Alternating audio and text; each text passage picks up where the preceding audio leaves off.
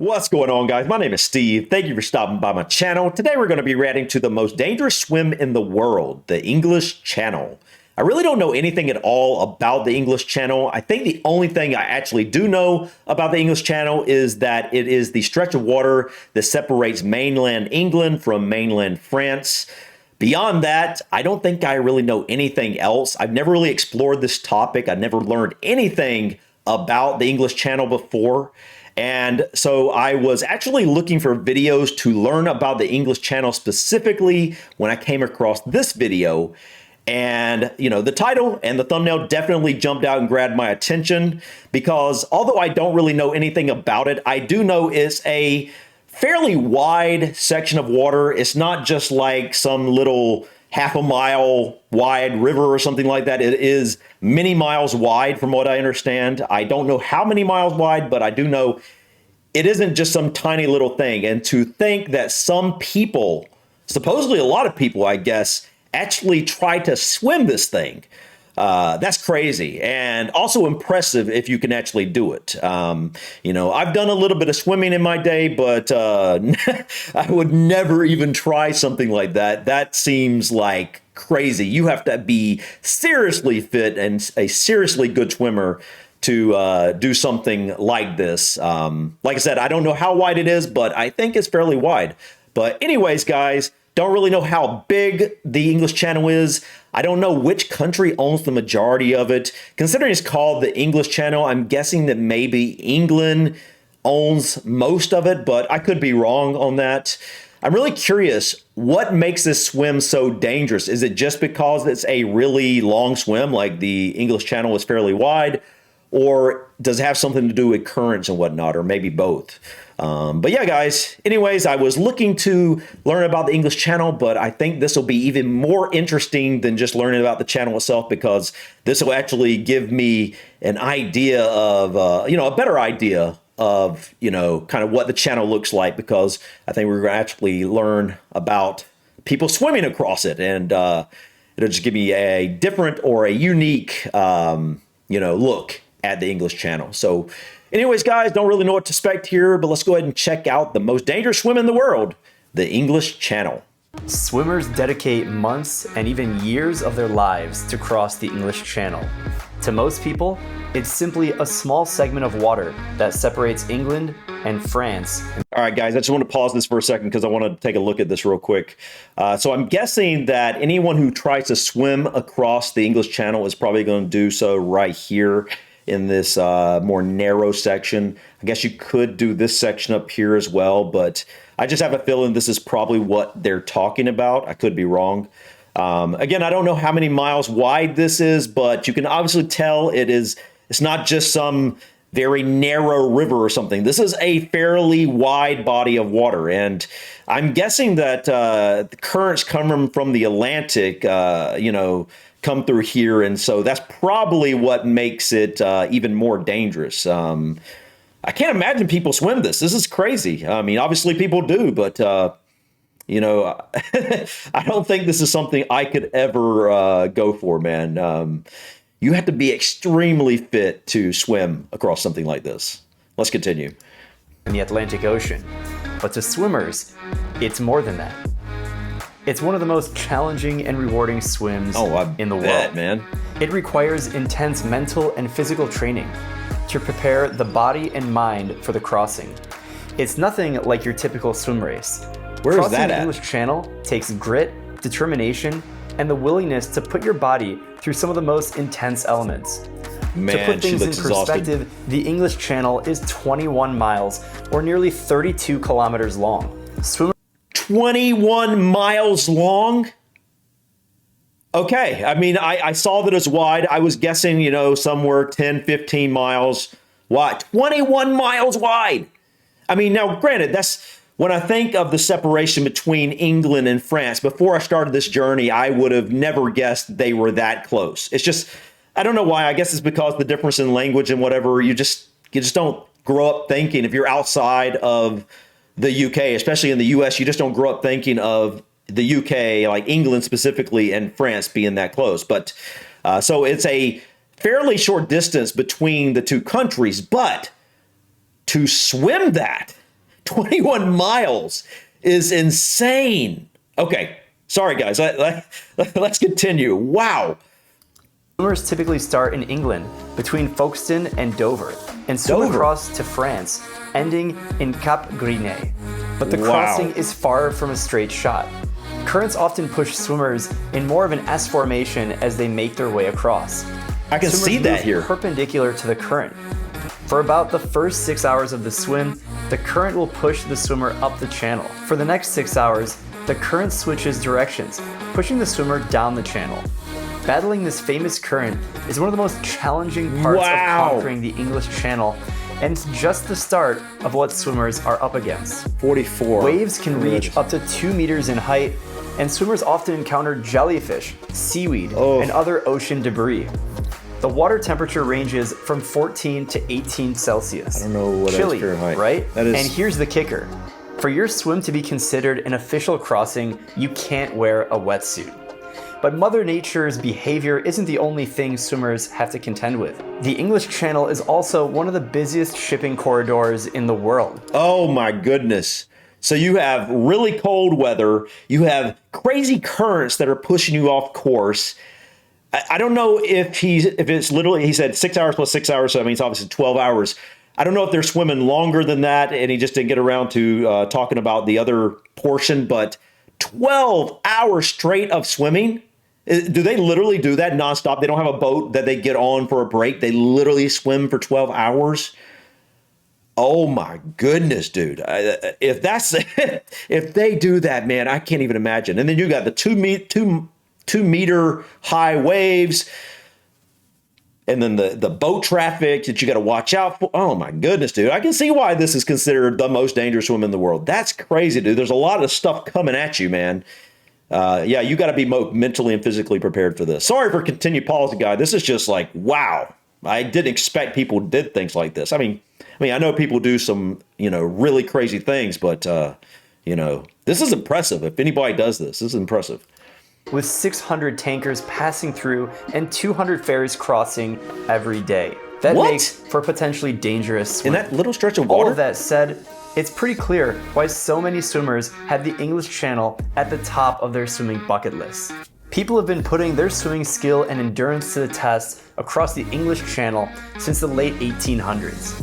Matthew Webb was the first person to swim the English Channel officially, completing the England to France route in 1875 in 21 hours and 45 minutes. 21 American Gertrude hours. Ederle became the first woman to cross the channel in 1926, finishing in 14 hours and hours. 39 minutes, Wow. beating the men's record time by more than 2 hours. Wow. Many more swimmers have since completed the channel, and the current record for a single crossing stands at 6 hours and 55 minutes for men Wow. and 7 hours and 25 minutes for women. But some people dream bigger than just crossing the channel once. They choose to do it multiple times. Australia's Chloe McCradle has swum the channel 44 times in her life. 44 that's the record. times? Are And you still, kidding me? Other people go even further, crossing the channel multiple times in a single swim. In 2019, American Sarah Thomas became the first person to swim the English Channel 4 ways non-stop. It took her 54 hours. No, man. No, man. There's no way. They've got to have boats or something. I mean, there's no way she literally was in the water nonstop swimming for 54 hours.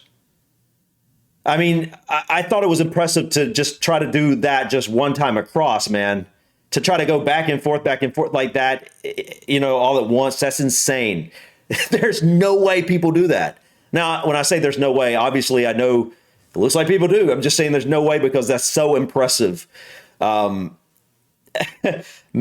that is impressive. That takes some serious fitness, some serious cardiovascular health. I mean, and just not just the physical health, but just the mental fortitude someone has to have in order to, just continue with something like that.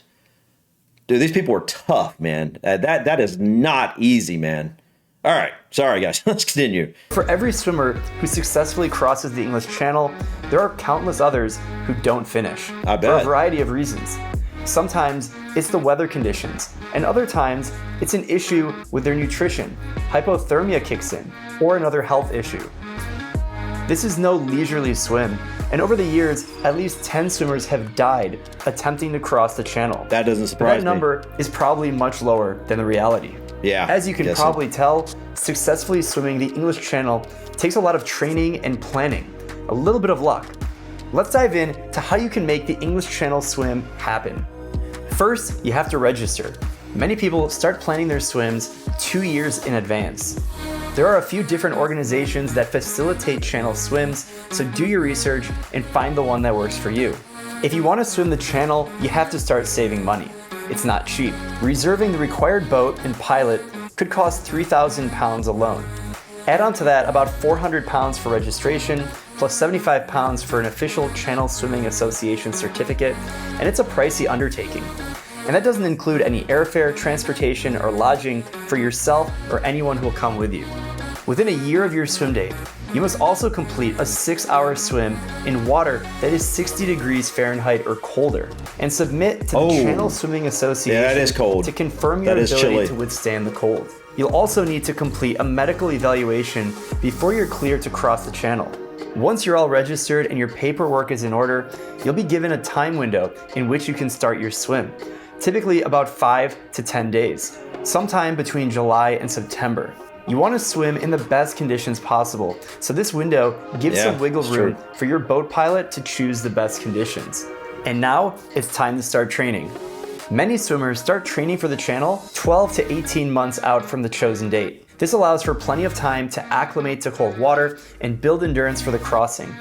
If you're a less experienced swimmer, you may need to start training 2 years out or more to give your body the time it needs to build endurance and strength. Yeah, and no as with kidding. any training plan, you'll want to build up your volume until a month or so before your crossing. Then you'll start to taper and rest and prepare for the day of your swim.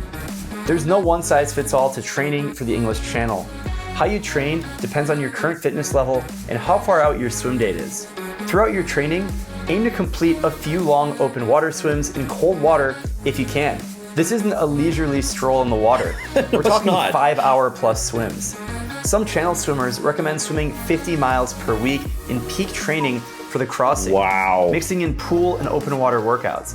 But ultimately, it depends on your individual needs and experience. There are numerous swim coaches who specialize in English Channel crossings. Seek them out for help in structuring your program.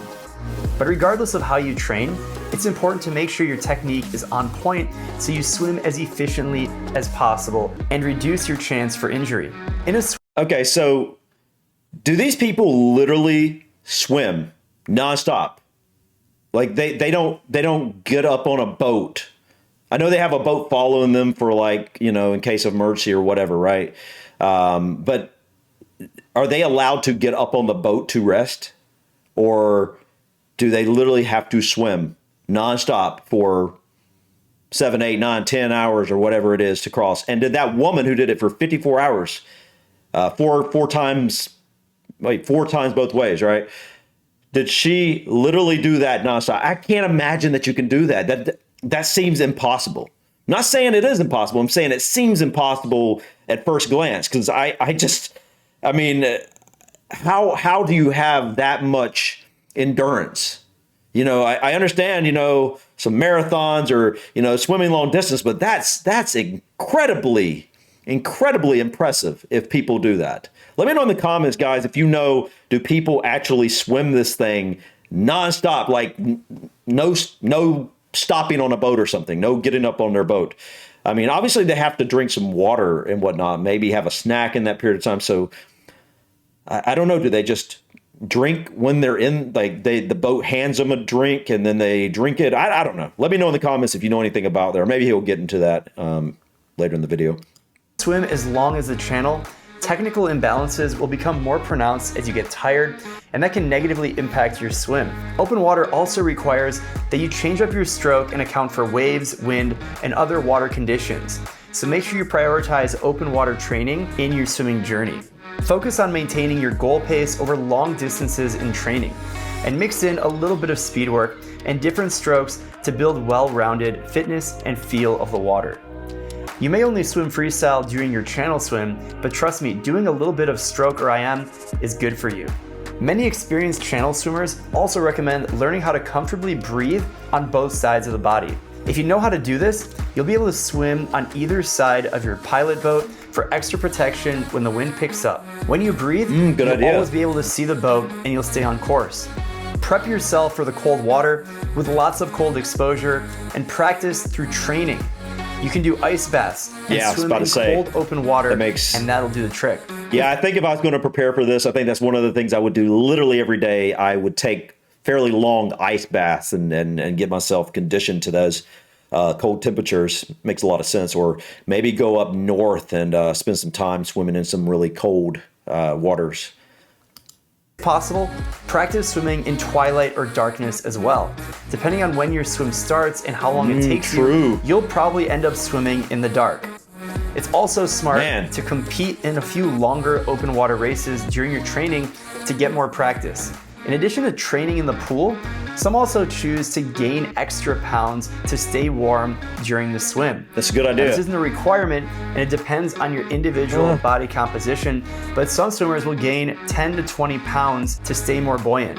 A general rule of thumb is to make sure you're eating enough calories to keep you fueled and boosted for recovery. I just want to say, though, I understand that having more fat on your body would keep you warmer longer in cooler waters, and maybe there's something to the buoyancy thing he was talking about, but wouldn't that also mean that you're having to pull more weight in general? I mean, wouldn't that exhaust you faster? I don't know. Let me know in the comments, guys. Anyone who has a lot of experience with swimming, let me know. This is interesting. This is obviously not something I'm going to undertake, but it definitely makes me want to get back into swimming a little bit. It's been a long time. I used to really enjoy swimming. Don't really have any good pools where I'm at now, though, really, to be honest. Although I got a good lake. Maybe I'll start doing that. After every workout. With the amount of swimming you'll be doing, you're going to get hungry. You'll also need to test out different nutrition options for your swim. The channel is so long that you will need to refuel at planned intervals and make sure that your body can keep going. Spend time trying various ways to fuel up, both by type of food, how often, and even for hydration. It's essential that you get enough carbs, protein, and electrolytes to keep your body feeling fresh. No doubt. Some swimmers opt for a sports drink and small pieces of fruit or cake, candy bars, and gummies. Others choose to ingest only liquid during the swim. According to the Channel Swimming and Piloting Federation, most swimmers choose to do a feed every hour for the first 2 or 3 hours of the swim, and then increase that frequency to every 30 minutes for the remainder of the channel crossing. They also recommend that you don't think about your feeding time as a time to rest. Try to keep each feed to 1 minute or less so you can get back to swimming as soon as possible. When you complete a feed during the swim, make sure you don't make physical contact with the person giving you the nutrition, because that will cause disqualification. So, okay, you can't even touch them. So that just answered my question. These people are literally swimming the entire time nonstop. Okay, they're carrying something behind them. I don't know what that bag or whatever they were carrying. I don't know if it's going to show it again. Let me see. I don't see where is it? Anyway, there was something they were dragging behind them. And is that, I don't know what that is. Is that something that can keep you afloat? That wouldn't make any sense, though, because if you can't even touch someone, you can't use that to keep afloat. You know what I mean? Let me know in the comments, guys, if you know what that thing they're dragging behind them is. But that's wild, guys. I can't imagine that these people actually swim this long without stopping. That's incredible. That's incredible. So many swimmers fail to complete their channel crossing due to a lack of proper nutrition. Don't let that be you. So after all that training and preparation, you've made it to England and you're awaiting the go-ahead to swim. After reviewing the weather conditions, your boat pilot will let you know that you'll be swimming the night before. After celebrating your impending swim, spend some time to prepare your gear and nutrition for the next day, and set aside clothing and other necessities after you cross. For your swim to be official, you There it can is. only wear That thing. one What standard is that? swimsuit, one swim cap, one nose clip, earplugs, and goggles. The suit cap and goggles that you use are up to you, but they can't offer any extra buoyancy or thermal protection. Make sure you test out a few different suits and goggles in your training swims that lead you up to the best performance when it comes down to make it happen. Some swimmers also choose to wear a smartwatch to track the distance, time, and heart rate while they swim. Once your gear is in order, grab dinner with your support crew, fuel up with something easy to digest, such as a big bowl of pasta, and then head down to bed and rest up. Before starting to swim, some people choose to apply a sort of grease like Vaseline to the skin to keep the cold water and prevent chafing. I thought it was Get yourself sunscreen. all lubed up and await your pilot's send-off. Once you're in the water, it's time to trust your training. You put in months, maybe even years of work into this moment. Trust yourself and trust the support crew and enjoy the journey. On your pilot boat, an official observer will watch over your swim to ensure how you comply with the rules. So your crossing can be marked as official and you'll go down in history. Hours later, you'll touch down in France and make your way onto the beach. You've officially swum the English Channel. Wow. Take a moment to soak in all the excitement and emotion that came along with achieving such an incredible undertaking. That's crazy, man. It's time to celebrate. Some people think that swimmers who cross the English Channel are crazy, and they probably are. But regardless of that, crossing the English Channel is one of the world's ultimate swimming challenges. If you want to swim the English Channel someday, or you've done it, we'd love to hear from you. And if you like this video, you're gonna love the video on how I swam from Asia to Europe in the Bosphorus cross-continental swim in Istanbul. Okay. Guys, that was incredible. I cannot believe people actually swim that far. And this guy was just saying something about he swam from Asia to Europe, and that sounds even farther. I don't know. That's crazy. I never knew people actually swam these types of distances at one time without stopping. And supposedly one woman did it 4 times back and forth in 54 hours. What? So, I originally watched this video, like I was saying, because I wanted to learn about the English Channel. I've heard people talk about the English Channel, and I just kind of want to, it's obviously an important section of water. It separates, England from France, and I'm sure it's a large shipping lane and things like that. So although I didn't really learn a lot of details about the channel itself, this was nonetheless really, really cool. And it's just, this is this is a type of thing that it's like, wow, if you've done this, you are impressive. You have seriously impressive physical fitness, and it makes me want to get back into swimming, and it makes me want to get back into working out, because I have definitely not been exercising like I used to, and I miss it. I just haven't really had a ton of time. Well, let's be honest. I haven't been focused on putting my time into the right activities, I guess we could say. But anyways, guys, this is wild. I can't believe people actually do this, but I love hearing about things like this, like challenges and stuff like that. So if you know of any other challenges that people do off the coast of places in Ireland or the UK, please let me know in the comments. Please let me know if you've done this, someone who's done this. And is it really true that you literally cannot even touch someone, meaning that you're definitely not going to be able to get on a boat to rest? I just cannot. I cannot fathom that people actually do that. I cannot fathom that people actually have the endurance, the physical fitness, the cardiovascular physical fitness to be able to swim for hours and hours on end like that. It's something that I can't imagine humans being able to do. That is wild. Although I will say this, Jack LaLanne, I know that he did some amazing feats in the water, and makes me want to go look at some of the feats he did. I know didn't he swim from Alcatraz to somewhere or something? Anyway, I don't remember. It was something like he carried a bunch of boats. So obviously that's very impressive, but this sounds like it's a really big event. It sounds like a lot of people do this.